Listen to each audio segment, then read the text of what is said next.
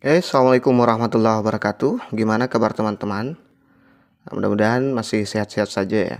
Jangan lupa subscribe yang baru bergabung dan yang sudah subscribe terima kasih banyak atas dukungannya.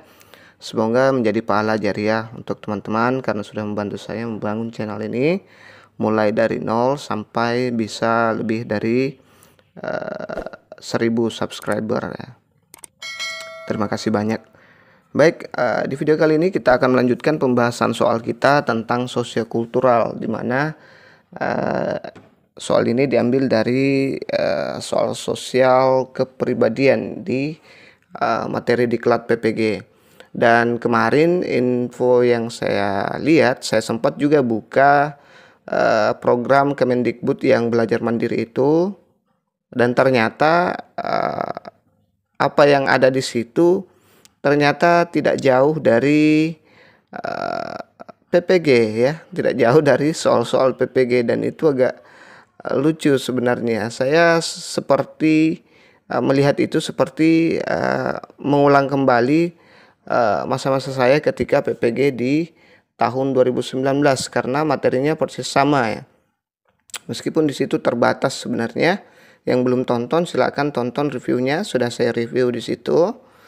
Penjelasan-penjelasannya di situ agak terbatas, tidak ada, hanya yang ada di situ hanya persiapan kompetensi teknis guru ya, tidak ada kompetensi tes bakat skolastik, tidak ada sosiokultural, dan tidak ada manajerial. Padahal saya sangat ingin melihat contoh manajerial bagi guru-guru ya, contoh soal manajerial bagi guru ya.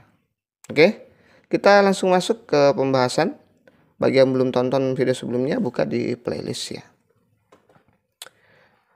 Nih, terkadang peserta didik yang mengadu kepada guru bahwa ia selalu melakukan tugas piket kebersihan kelas sendiri. Anggota yang lain tidak mau terlibat membersihkan kelas. Mereka memaksa dan mengancam jika melaporkan hal tersebut kepada wali kelas. Sebagai guru, mengetahui hal tersebut, apa yang akan Anda lakukan? A. Memberikan hukuman seluruh anggota piket kebersihan karena tidak dapat membangun kerjasama yang baik dalam tugas yang menjadi tanggung jawabnya. B. Guru melakukan evaluasi keterlibatan siswa terkait kegiatan piket kebersihan kelas serta menyampaikan hasilnya agar menjadi perhatian seluruh siswa untuk terlibat dalam tanggung jawab tersebut. C. Memberikan teguran kepada siswa yang tidak mau terlibat dalam kegiatan piket kebersihan kelas agar siswa yang rajin tidak terpengaruh dan tidak mengulangi perbuatannya. D. Merekomendasikan guru BK untuk melakukan konseling kelompok untuk mengajarkan keterampilan bekerja sama dengan orang lain dalam suatu kelompok. E. Memfasilitasi pertemuan bersama agar terjadi komunikasi antar anggota kelompok piket kebersihan sehingga semua anggota menyadari tugas masing-masing ketika jadwal piket kebersihan kelas berlangsung. Seperti biasa, jika teman-teman ingin jawab silahkan pause dulu videonya. Nanti setelah dijawab baru dilanjutkan ya. Ya, jangan lupa dicatat berapa yang benar dan berapa yang salah. Oke, jadi saya lebih cenderung ke option E ya, yaitu memfasilitasi pertemuan bersama agar terjadi komunikasi antar anggota kelompok piket kebersihan sehingga semua anggota menyadari tugas masing-masing ketika jadwal piket kebersihan kelas berlangsung. Jadi ini menurut saya jawaban yang terbaik ya. Kalau yang A, memberikan hukuman kepada seluruh anggota piket, maaf ada gangguan sedikit. Kalau yang A, memberikan hukuman kepada seluruh anggota piket kebersihan karena tidak dapat membangun kerjasama yang baik dalam tugas yang menjadi tanggung jawabnya. Ini jangka pendek ya, hanya menghukum, hanya memberikan efek jerah, tidak memfasilitasi ya. Lebih baik memfasilitasi mereka dan berkomunikasi dengan mereka apa alasannya sehingga malas. Jadi ini saya anggap kurang bagus. Kemudian guru melakukan evaluasi keterlibatan siswa terkait kegiatan piket kebersihan kelas serta menyampaikan hasilnya agar menjadi perhatian seluruh siswa untuk terlibat dalam tanggung jawab tersebut.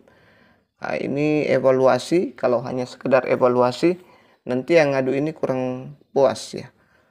Kok cuman seperti itu tanggapan guru ya. Yang C, memberikan teguran kepada siswa yang tidak mau terlibat dalam kegiatan piket kebersihan kelas agar siswa yang rajin tidak terpengaruh dan dia tidak mengulangi perbuatannya. Nah, ini juga bagus menurut saya. Tapi perlu diadakan komunikasi ya. Kemudian D, merekomendasikan guru BK untuk melakukan konseling kelompok untuk mengajarkan keterampilan bekerja sama dengan orang lain. Nah, ini juga bagus, tapi sebisanya kita dulu yang atasi ya. Kalau memang sudah tidak bisa, baru kita limpahkan ke guru bimbingan konseling, begitu kira-kira. Oke, kita langsung lanjut ke soal berikutnya. Para siswa berasal dari berbagai latar belakang yang berbeda, mencakup budaya, nilai-nilai, tingkat ekonomi, maupun tingkat penghasilan orang tua. Terhadap berbagai perbedaan itu, sikap guru sebaiknya adalah A. Mengelompokkan siswa sesuai dengan kondisi serta latar belakang yang sama. B. Menampilkan sikap yang wajar terhadap perbedaan-perbedaan pemikiran dan perilaku anak didiknya. C. Berpandangan bahwa segala perbedaan siswa merupakan fakta yang tidak dapat dihindari. D. Mengurangi perbedaan-perbedaan itu dan mengutamakan keseragaman. E. Peka terhadap perbedaan dan berperan menumbuhkan sikap saling menghargai antara siswa satu dengan yang lainnya. Kalau yang ini saya yakin teman-teman pasti bisa jawab. Oke, saya cenderung ke option E, yaitu peka terhadap perbedaan dan berperan menumbuhkan sikap saling menghargai antara siswa satu dengan yang lainnya. Ya. Ini kalau mengelompokkan siswa sesuai kondisi, ini namanya membeda-bedakan latar belakang siswa. Menampilkan sikap yang wajar terhadap perbedaan-perbedaan pikiran dan perilaku anak didiknya. Ya, ini juga bagus, tapi belum terbagus ya. Ya, berpandangan bahwa segala perbedaan siswa merupakan fakta yang tidak dapat dihindari. Ya, hampir mirip dengan option B. Mengurangi perbedaan itu dengan mengutamakan keseragaman. Ya, ini juga hampir mirip dengan B, C, D itu hampir mirip ya. Dan ini menurut saya yang terbaik. Bagaimana bisa menumbuhkan sikap saling menghargai antara siswa satu dengan siswa lainnya. Ya. Oke, kita lanjut ke soal berikutnya. Seorang siswa kedapatan membawa handphone ke sekolah, padahal sekolah sebenarnya sudah memberikan tulisan peringatan serta aturan untuk tidak membawa handphone ke sekolah. Sebagai guru yang berkewajiban memberikan pendidikan, bagaimana Anda menanggapi permasalahan tersebut? A. Memanggil siswa dan menasihatinya agar dia tidak membawa handphone ketika lingkungan sekolah, karena akan mengganggu konsentrasi belajarnya. B. Apabila mengetahui siswa yang membawa handphone, segera menyampaikan hal ini pada wali kelas serta guru bimbingan dan konseling untuk memperoleh penanganan lebih lanjut. C. Saya akan lebih aktif dalam mencegah agar siswa tidak membawa handphone ketika di sekolah dengan cara melakukan pemeriksaan sebelum bel masuk kelas dan menyita HP untuk sementara waktu. D. Saya menemui siswa yang membawa handphone saat di sekolah maupun di kelas, serta memberikan teguran langsung dengan harapan tidak mengulangi pelanggaran tersebut. E. Merampas handphone tersebut dan memanggil orang tua siswa tersebut agar ikut mengingatkan anaknya jangan sampai membawa handphone ke sekolah. Nah, ini yang seperti ini agak sulit kita menentukan pilihan yang terbaik atau yang paling benar ya. Semua jawaban di sini tuh agak mirip-mirip, agak sama bagusnya. Jadi perlu konsentrasi yang tinggi, perlu analisa yang tinggi kira-kira mana soal yang terbaik. Oke, kita langsung masuk. Ini dia. Saya menemui siswa yang bawa handphone saat di sekolah maupun di kelas serta memberikan teguran langsung dengan harapan tidak mengulangi pelanggaran tersebut. Ya. Kenapa saya memilih ini?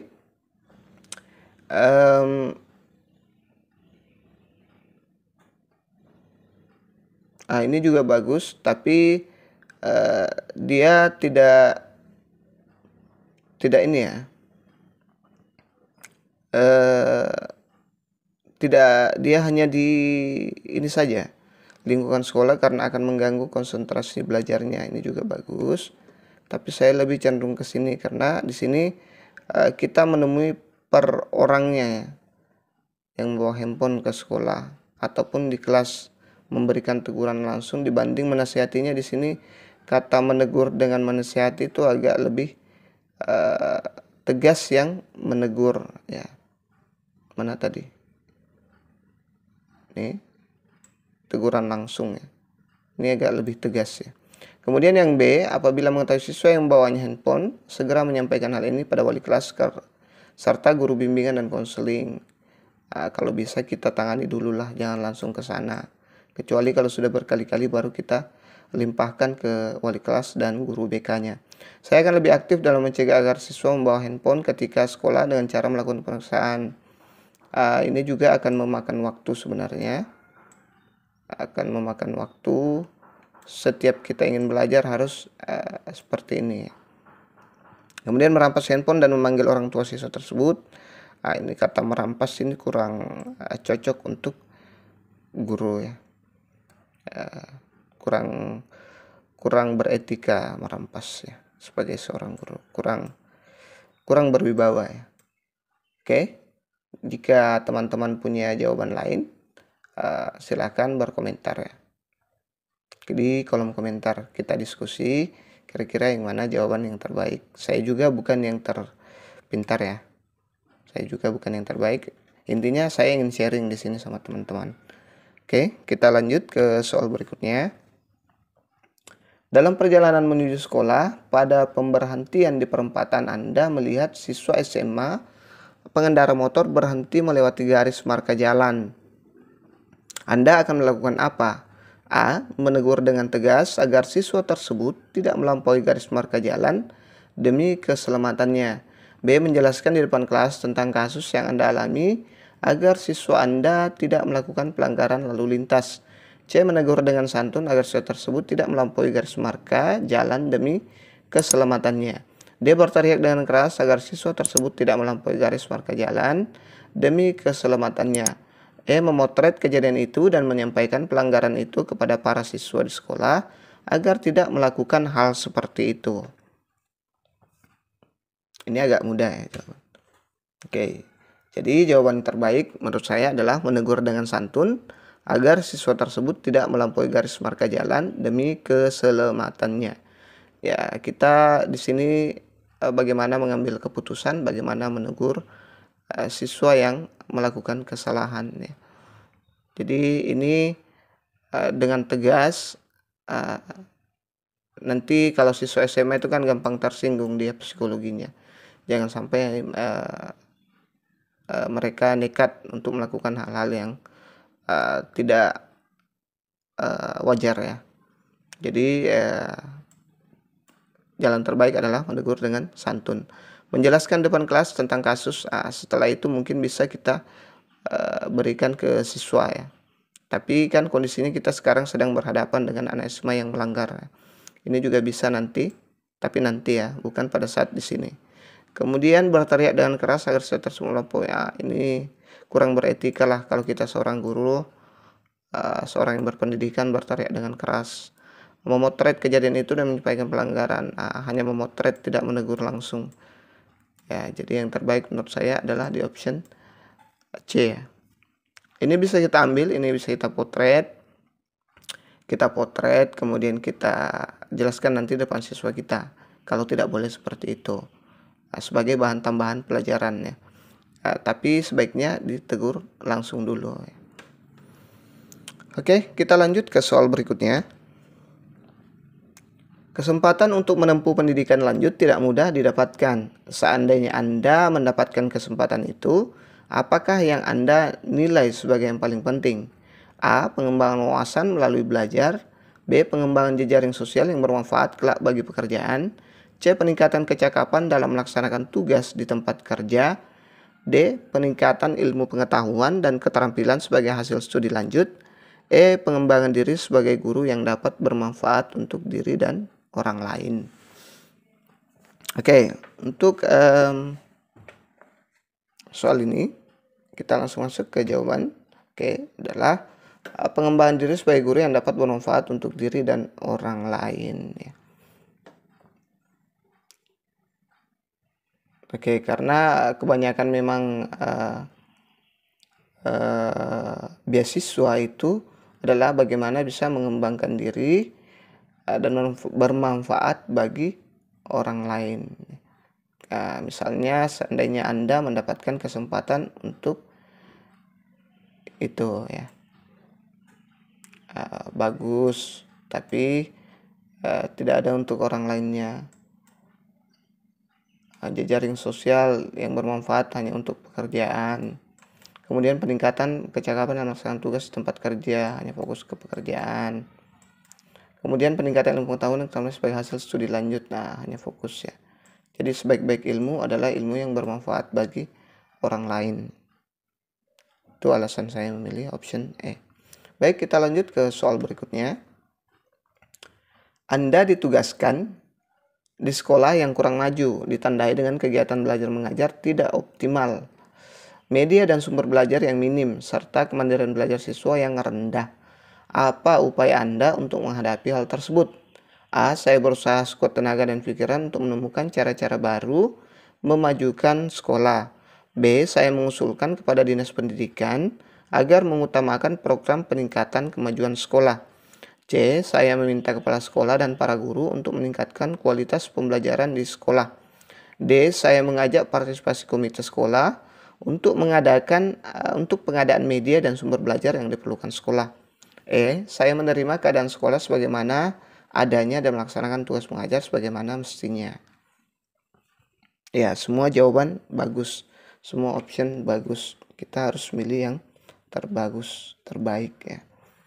Oke, jadi jawaban yang tepat menurut saya adalah saya berusaha sekuat tenaga dan pikiran untuk menemukan cara-cara baru memajukan sekolah ya.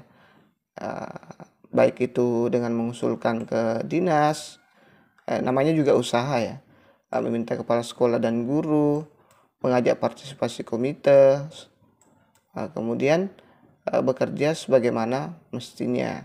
Itu juga salah satu usaha untuk meningkatkan mutu sekolah. Itu kira-kira. Baik, kita lanjut ke soal berikutnya. Karena terbiasa bekerja cepat dan teratur, Anda sering memiliki siswa waktu setelah mengajar. Sisa waktu ya, ini bukan siswa, maaf. Saya salah. Sisa waktu. Oke. Anda memiliki sisa waktu setelah mengajar. Anda melihat ada teman yang sedang kerepotan mengerjakan sesuatu yang harus segera diselesaikan. Tindakan yang mencerminkan diri Anda adalah A. Kalau diminta untuk membantu, maka saya tidak akan bersedia karena takut salah. B. Mengerjakan, ini 2B-nya, maaf.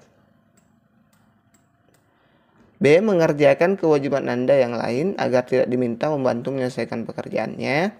C. Meminta teman itu untuk istirahat dan menggantikan dia untuk menyelesaikan pekerjaannya. D. Memahami kesulitan teman itu dan siap membantu ketika teman itu meminta bantuan saya. E.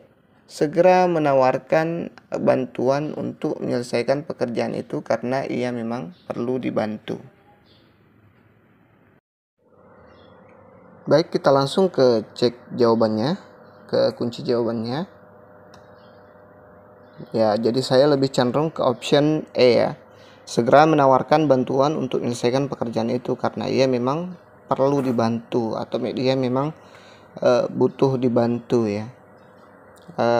Kalau diminta untuk membantu, makanya kita lihat option A ya. Saya tidak akan bersedia karena takut salah. Nah, ini saya pikir dia takut salah di sini. Pasti yang disuruh bantu pasti yang kita bisa lah. Dia kan teman kita juga, sedikit banyak kita tahu apa yang dia kerjakan.